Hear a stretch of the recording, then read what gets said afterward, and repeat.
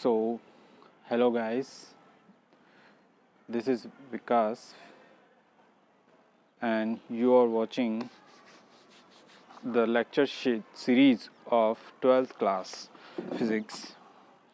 और आज हम स्टार्ट करने वाले हैं हमारा 12th फिज़िक्स का फर्स्ट चैप्टर। ठीक है, 12th फिज़िक्स के फिज़िक्स चैप्टर में हम यहाँ पर देखेंगे बेसिकली कि फर्स्ट चैप्टर के अंदर इलेक्ट्रिक फील्ड जो यहाँ पर इसका नाम है, ठीक है, इलेक्ट्रिक फील्ड यहाँ पर क्या नाम है, इलेक्ट्रिक फील्ड एंड चार्ज। ठीक है, इलेक्ट्रिक चार्ज एंड फील्ड। देखो, इलेक्ट्रिक मतलब है यहाँ पर इलेक्ट्रॉन, ठीक है, चार्ज बेसिकली क्या है, इलेक्ट्रॉन का चार्ज, और उसी इलेक्ट्रॉन से रिलेटेड जो फील्ड जनरेट होगी उसके बारे में हम यहाँ पर बात करेंगे। ठीक है, देखो सबसे पहले हम यहाँ पर जान लेते हैं कि भाई इलेक्ट्रिक चार्ज कहते हैं किसे हैं। तो देखो, the property of material by which it exert electric and magnetic effect. ठीक है, एक्सर्ट और एक्सपीरियंस दोनों चीज़ें हैं यहाँ पर। देखो, एक्सर्ट और एक्सपीरियंस। एक्सर्ट मतलब खुद पैदा करे, एक्सपीरियंस मतलब उस चीज़ का क्या करे, वो अनुभव भी करे। तो यानी कि कोई भी मटेरियल है उसकी एक प्रॉपर्टी है जिसमें कहा गया कि भाई वो प्रॉपर्टी में वो क्या करे, इलेक्ट्रिक फील्ड और मैग्नेटिक फील्ड इफेक्ट में वो क्या करे, वहाँ पर एक्सर्ट भी करे और एक्सपीरियंस भी करे। उस तरीके की प्रॉपर्टी को हमने क्या नाम दिया है यहाँ पर, इलेक्ट्रिक चार्ज, हमने इसको नाम दिया है। देखो यहाँ पर इसके दो एग्जांपल हैं, यहाँ पर हम देखें आसानी से कि फर्स्ट एग्जांपल में क्या कहा कि experience of a seeing a spark और hearing a crackle when we take off our synthetic cloth. यानी कि जब हम अपने सिंथेटिक क्लॉथ को जब उतारते हैं तो हमें यहाँ पर कुछ क्रैकल के यानी कि कुछ चटपटाहट की, चरमराहट की आवाज़ आती है। ठीक है, स्पार्किंग की आवाज़ आती है। ठीक है, पहला तो एग्जांपल ये है।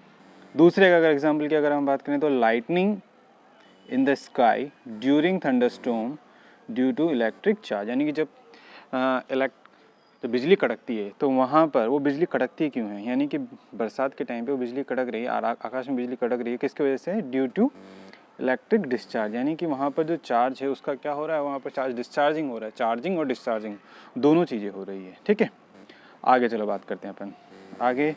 अब हम बात करेंगे इलेक्ट्रोस्टैटिक डेफिनेशन की। अब हम यहाँ पे बात करेंगे।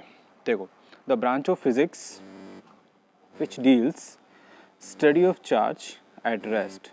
ध्यान से समझना, एक फिजिक्स की एक ब्रांच है जो कि चार्ज जब रेस्ट कंडीशन में होता है हम उसके बारे में बात करेंगे। स्टैटिक चार्ज मतलब चार्ज एट रेस्ट कंडीशन। तो वहाँ पर जब चार्ज रेस्ट कंडीशन में होगा तब उस पर फोर्स अप्लाइड होगा, उसके द्वारा फील्ड भी क्रिएट होगी। ठीक है, पोटेंशियल भी क्या होगा वहाँ पर, चार्ज के द्वारा क्या होगा, प्रोड्यूस होगा। यानी कि एक ऐसी भौतिक विज्ञान यानी कि फिजिक्स की एक ऐसी ब्रांच जिसमें हम जब चार्ज रेस्ट कंडीशन में होता है तो वो रेस्ट चार्ज फोर्स, फील्ड और पोटेंशियल को क्या करता है, जनरेट करता है वहाँ पर। हम उसके बारे में हम यहाँ पर क्या बात करेंगे, उसके बारे में बात करने वाले। और उसी को हमने क्या नाम दिया यहाँ पर, इलेक्ट्रोस्टैटिक का नाम दिया है। ठीक है, इलेक्ट्रोस्टैटिक और क्या नाम देते हैं, स्टैटिक इलेक्ट्रिसिटी, स्टैटिक इलेक्ट्रिसिटी। ठीक है, तो देखो आगे हम बात करेंगे यहाँ पर इसके कुछ फैक्ट्स के बारे में हम बात कर लेते हैं यहाँ पर कि भाई चार्ज के क्या क्या फैक्ट्स हैं। देखना, चार्ज के फैक्ट्स क्या क्या हैं। तो सबसे पहले ये दो टाइप के होते हैं। कितने टाइप के होते हैं, दो टाइप के होते हैं। एक होता है पॉजिटिव, ठीक है, एक होता है पॉजिटिव और एक होता है नेगेटिव। ठीक है, एक क्या होता है पॉजिटिव और एक क्या होता है नेगेटिव। ठीक है, दूसरा कि भाई लाइक चार्ज जो हैं एक दूसरे को क्या करेंगे, रिपेल करेंगे, और अनलाइक जो चार्ज हैं वो एक दूसरे को क्या करेंगे, अट्रैक्ट करेंगे। यानी कि अगर कहीं पे अगर पॉजिटिव पॉजिटिव, कहीं पे पॉजिटिव पॉजिटिव रखा हुआ है, पॉजिटिव या पॉजिटिव रखा हुआ है, या फिर पॉजिटिव नेगेटिव पॉजिटिव पॉजिटिव रखा हुआ है, तो वो एक दूसरे को क्या करेंगे वहाँ पर, वो रिपेल करेंगे। और कहीं पे यदि पॉजिटिव और नेगेटिव रखा हुआ है तो एक दूसरे को क्या करेंगे वहाँ पर, वो अट्रैक्ट करेंगे। ठीक है, आगे next, unlike charge nullify each other effect when they come in contact. ठीक है, यानी कि जब अनलाइक चार्ज यानी कि पॉजिटिव और नेगेटिव, पॉजिटिव और नेगेटिव, ठीक है, अगर पास पास आते हैं तो वे एक दूसरे के इफेक्ट को क्या कर देंगे, यहाँ पर नलिफाई कर देंगे। Therefore the charges are named as positive and negative. इसलिए इस चार्जेस को क्या कहा गया यहाँ पर, पॉजिटिव और नेगेटिव कहा गया। किसके द्वारा कहा गया, बेंजामिन फ्रैंकलिन के द्वारा इसको नाम दिया गया यहाँ पे। आगे नेक्स्ट, आगे देखो यहाँ पे फोर्थ जो पॉइंट है वो हमारा क्या कहता है कि the normally the materials are electrically neutral and they do not contain charge because their charges, अब चार्जेस जो क्या है, proton and electrons are exactly balanced, यानी कि बेसिकली सही बात है कि मटेरियल के अंदर जो मटेरियल्स जो होते हैं वो इलेक्ट्रिकली क्या होते हैं, न्यूट्रल होते हैं। पहली बात तो ठीक है, न्यूट्रल क्यों कहा गया कि उसमें जितने प्रोटॉन होते हैं उतने ही क्या होते हैं, इलेक्ट्रॉन होते हैं। तो इलेक्ट्रॉन और प्रोटॉन एक दूसरे को क्या कर लिया है, बैलेंस कर लिया है, जिसकी वजह से यहाँ पर जो चार्ज होता है किसी भी मेटेरियल के अंदर वो चार्ज क्या होता है, न्यूट्रल होता है। चार्ज क्या होता है, न्यूट्रल होता है। ठीक है, आगे fifth point, the electron of the outermost orbit of an atom are far from the nucleus, so the electrons are loosely bound with the nucleus and can be separated easily from the orbit by giving some energy, and these electron called free electrons। ठीक है, यानी कि जो electrons हमारी जो atom है, वो atom जो होता है वो किससे मिलकर बना होता है, एक न्यूक्लियस होता है। ठीक है, एक न्यूक्लियस के अंदर क्या होते हैं, प्रोटॉन होते हैं। ठीक है, और क्या होते हैं, न्यूट्रॉन होते हैं। अब जो प्रोटॉन और न्यूट्रॉन तो न्यूक्लियस में है और इलेक्ट्रॉन कहाँ मूव कर रहे हैं, इलेक्ट्रॉन्स जो है ऑर्बिट के अंदर मूव कर रहे हैं। और जितनी, अब ये इलेक्ट्रॉन जो है हमारी न्यूक्लियस से जितने ज़्यादा दूर होंगे तो उन पर न्यूक्लियस द्वारा जो लगने वाला जो फोर्स की जो वैल्यू है वो क्या होती जाएगी, कम होती जाएगी। तो इस इलेक्ट्रॉन को बाहर निकालने के लिए, इस इलेक्ट्रॉन को बाहर मूव कराने के लिए हमें बहुत कम एनर्जी की ज़रूरत होगी। ठीक है, तो जैसे ही ये एनर्जी इस इलेक्ट्रॉन को मिल जाती है तो ये इलेक्ट्रॉन जो है अपनी आउटर मोस्ट ऑर्बिट को छोड़कर कहाँ चला जाएगा, बाहर चला जाता है। तो इन सभी इलेक्ट्रॉन्स को हम क्या कहते हैं, यहाँ पर फ्री इलेक्ट्रॉन्स का नाम देते हैं। ठीक है,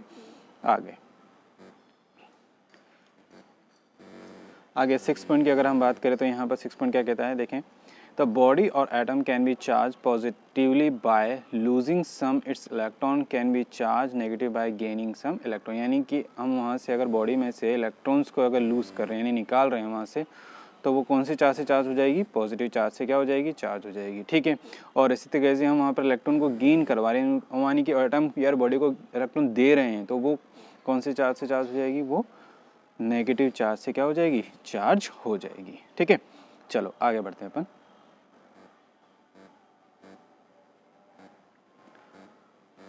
आगे यहाँ पर कहा गया कि भाई इलेक्ट्रॉन्स को यानी सॉरी चार्ज को अगर आपको डिटेक्ट करना है, यानी कि चार्ज को अगर आपको डिटेक्ट करना है तो यहाँ पर एक गोल्ड लीफ इलेक्ट्रोस्कोप होता है जो कि किसी भी बॉडी के अंदर चार्ज को जो है डिटेक्ट करने के काम करता है। देखो इसके अंदर होता क्या है कि एक जो होते ग्लास जार होता है ये, ठीक है, ये ग्लास जार होता है। इस ग्लास जार के अंदर जो होती है गोल्ड लीफ होती है, गोल्ड लीफ लगी होती है। किसकी मदद से लगी होती है, कॉपर वायर की मदद से हमने इस गोल्ड लीफ को यहाँ पर लटका दिया होता है। ठीक है, और ये जो कॉपर जो वायर होता है वो कॉर्क के अंदर लगा होता है। ठीक है, और उस कॉर्क के ऊपर एक मेटल फॉयल सी लगी होती है, जुड़ी होती है वहाँ पे। ठीक है, तो जैसे ही मेटल फॉयल के पास में कोई चार्ज ग्लास की जो रोड है उसको लेके आते हैं वहाँ पर, जैसे कि इसके पास में लेके आया पॉजिटिव चार्ज से चार्ज को लेके आया, तो यहाँ पर ये पॉजिटिव चार्ज इस गोल्ड लीफ के जितने भी इलेक्ट्रॉन हैं वो उनको अपनी ओर क्या करेगा, अट्रैक्ट करेगा। ठीक है, तो सारे के सारे इलेक्ट्रॉन कहाँ आ गए, इस कॉपर फॉइल के ऊपर आ गए। ठीक है, ये जो कॉपर फॉइल के ऊपर जितने भी इलेक्ट्रॉन्स आ गए, तो यहाँ पर ये किसकी वजह से आए, इस ग्लास रोड के पास जो पॉजिटिव चार्ज था उसकी वजह से यहाँ पर क्या आए, ये नेगेटिव चार्ज आए। तो बाकी बचा क्या फिर, यहाँ पर इस गोल्ड जो हमारे जो लीफ है इनके पास क्या आ गए हैं, गोल्ड लीफ के पास क्या आ गए, पॉजिटिव चार्ज आ गए। तो पॉजिटिव चार्ज आते ही इन पॉजिटिव चार्ज ने, क्योंकि ये लाइक चार्ज थे, तो लाइक चार्ज आते ही यहाँ पर इन लाइक चार्ज ने एक दूसरे को क्या करना स्टार्ट कर दिया, एक दूसरे को रिपेल करना स्टार्ट कर दिया। तो पहले तो लीफ एकदम पास में थी, अब बाद में जो लीफ एक दूसरे से क्या हो गई, बहुत दूर हो गई। मतलब जब भी लाइक चार्ज एक दूसरे के पास आएगा तो वहाँ पर वो क्या करेगा, एक दूसरे को रिपेल करेगा। इस वजह से यहाँ पर जो पत्तियाँ हैं यानी जो लीफ है वो क्या हो जाती हैं, यहाँ पर बहुत दूर हो जाती है, यानी एक दूसरे को वो क्या कर रही है, रिपेल कर, यानी फैल गई है वो यहाँ पे। ठीक है,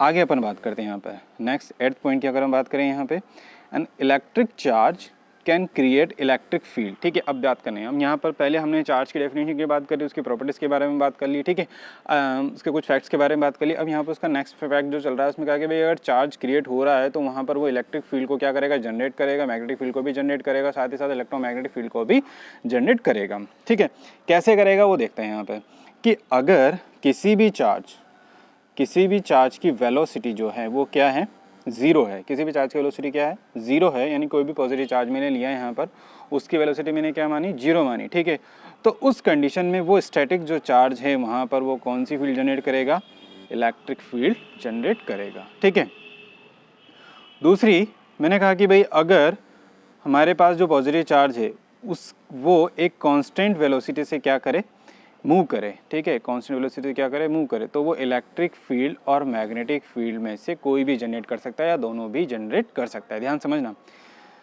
अगर चार्ज की वेलोसिटी कांस्टेंट है तो वो इलेक्ट्रिक फील्ड या मैग्नेटिक फील्ड या दोनों को ही क्या कर सकता है, जनरेट कर सकता है। ठीक है, दूसरी कंडीशन, तीसरी कंडीशन, अगर यहाँ पर जो वेलोसिटी है वो क्या नहीं रहे, कांस्टेंट नहीं रहे, क्या नहीं रहे, कांस्टेंट नहीं रहे, तब वो इलेक्ट्रिक फील्ड भी जनरेट कर सकता है, मैग्नेटिक फील्ड भी जनरेट कर सकता है, और साथ ही साथ मेन जो इम्पोर्टेंट बात है वो यहाँ पर इलेक्ट्रोमैग्नेटिक रेडिएशन को क्या करेगा, यहाँ पर वो जनरेट करेगा। ठीक है, तो हमने यहाँ पर तीनों कंडीशन, बहुत इंपॉर्टेंट कंडीशन है, क्योंकि तरीके से कहा जाए कंपटीशन एग्जाम के बेस के लिए ये जो कंडीशन है वो तीनों ही बहुत इंपॉर्टेंट है। इनसे कम से कम 50 से 60 क्वेश्चन आ चुके हैं अभी तक, चाहे वो जेईई मेंस एग्जाम हो, एडवांस हो, चाहे वो नीट एग्जाम हो। ठीक है, आगे चलो हम बात करते हैं नाइन्थ प्रॉपर्टी की। अगर हम बात करेंगे यहाँ पे नाइन्थ प्रॉपर्टी क्या कहती है, देखना ध्यान से। नाइन्थ प्रॉपर्टी कहती है कि electric charge uniformly distributed on a uniform surface, the charge density on a non-uniform surface is maximum on that point where the radius of curve is minimum। ध्यान से समझना क्या कहना चाह रहा है कि भाई अगर आपके पास कोई यूनिफॉर्म बॉडी मतलब आप स्पेयर ले लो। ठीक है, एक आपने स्पेयर ले लिया, उस स्पेयर के सेंटर से हर सरफेस की जो डिस्टेंस होगी वो क्या कहलाती है, वो रेडियस कहलाती है। तो सेंटर से रेडियस की जो डिस्टेंस होती है वो हर सरफेस पर क्या होती है, सब जगह सेम होती है, वो बॉडी कौन सी हो गई, यूनिफॉर्म बॉडी हो गई। ठीक है, तो यूनिफॉर्म बॉडी में हमने क्या करा, वहाँ पर चार्ज को डिस्ट्रीब्यूट कराया। तो उस यूनिफॉर्म बॉडी में जो चार्ज का जो डिस्ट्रीब्यूशन होता है वो क्या होता है, इक्वली डिस्ट्रीब्यूट होता है। ठीक है, पर अगर मैं बात करूँ नॉन यूनिफॉर्म बॉडी की, अगर मैं बात करता हूँ तो नॉन यूनिफॉर्म बॉडी के लिए कहा गया है कि भाई नॉन यूनिफॉर्म बॉडी में चार्ज की जो डेंसिटी होती है वहाँ पर सबसे ज़्यादा होती है जहाँ पर रेडियस की जो वैल्यू है वो क्या रहती है, सबसे कम रहती है। रेडियस की वैल्यू क्या रहती है, सबसे कम रहती है। ठीक है, रेडियस की वैल्यू यहाँ पर सबसे कम है। अगर यहाँ की बात करें तो यहाँ पर रेडियस की वैल्यू ज़्यादा है और यहाँ पर सबसे कम है, तो यहाँ पर जो चार्ज की जो डेंसिटी है वो भी क्या रहेगी, यहाँ पर सबसे ज़्यादा रहेगी। ठीक है, तो इसका मतलब ये हुआ कि जो चार्ज की जो डेंसिटी है वो रेडियस के क्या होती है, इन्वर्सली प्रोपोर्शनल होती है। क्या प्रोपोर्शनल होती है, इन्वर्सली प्रोपोर्शनल होती है। ठीक है, तो यहाँ तक आज हमने इस चैप्टर से रिलेटेड, यानी कि इस चैप्टर का ये जो फर्स्ट लेक्चर है, इस फर्स्ट लेक्चर में हमने आज बात करी कि भाई किस तरीके से जो चार्ज है उसकी डेफिनेशन क्या होती है, उसके नॉर्मली फैक्ट्स क्या क्या हैं, इलेक्ट्रोस्टैटिक की डेफिनेशन क्या होती है। ठीक है, आगे हम जो नेक्स्ट जो इसके पार्ट आते जाएंगे उनमें हम जो और भी चीज़ें इस चैप्टर के अंदर है वो चीज़ें हम उसके अंदर पढ़ते जाएंगे। ठीक है, तो इस लेक्चर में आज के लिए ही इतना ही।